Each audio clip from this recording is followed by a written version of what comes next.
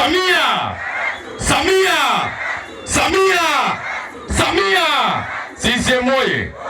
Tumekusanyika hapa kwa sababu ya jambo moja, kwamba wilaya hii ya Karatu ina amani na utulivu. Uongo kweli?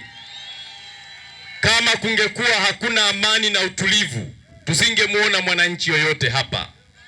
Kama amani ingekuwa imetoweka, msingekuwepo hapa hata waheshimiwa madiwani.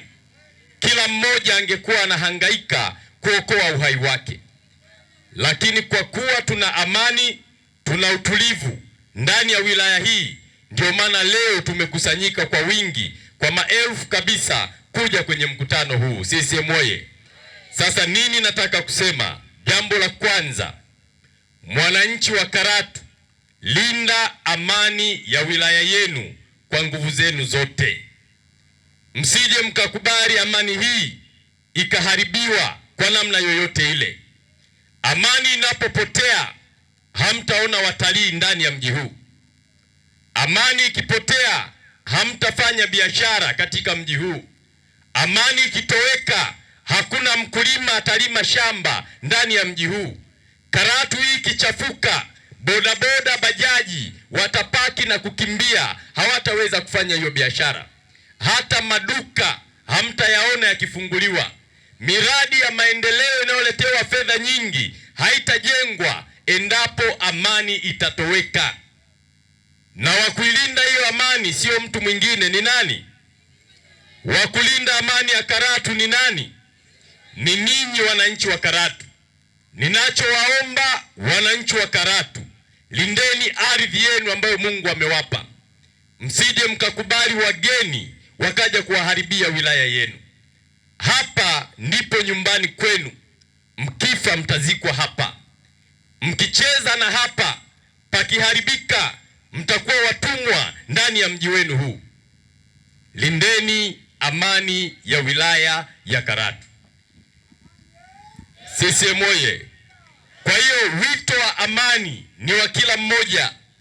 Asije mwanasiasa yoyote au kiongozi yoyote akakushawishi kufanya mambo ya kuharibu amani ndani ya wilaya hii. Maana yake huyo kiongozi, huyo mwanasiasa hakutakii mema wewe na kizazi chako.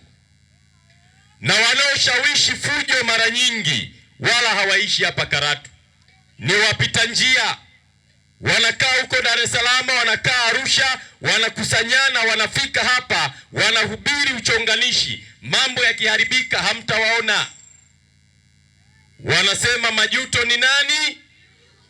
Msikubali kuwa wajukuu wa majuto. Na mara nyingi wanaosema fujo zitokee, na Mungu ni shahidi, hata familia zao haziko hapa nchini, hata watoto wao hawasomi hapa Karatu, hata nyumba zao hazipo katika ardhi hii. Lakini ninyi watoto wenu wanasoma wapi?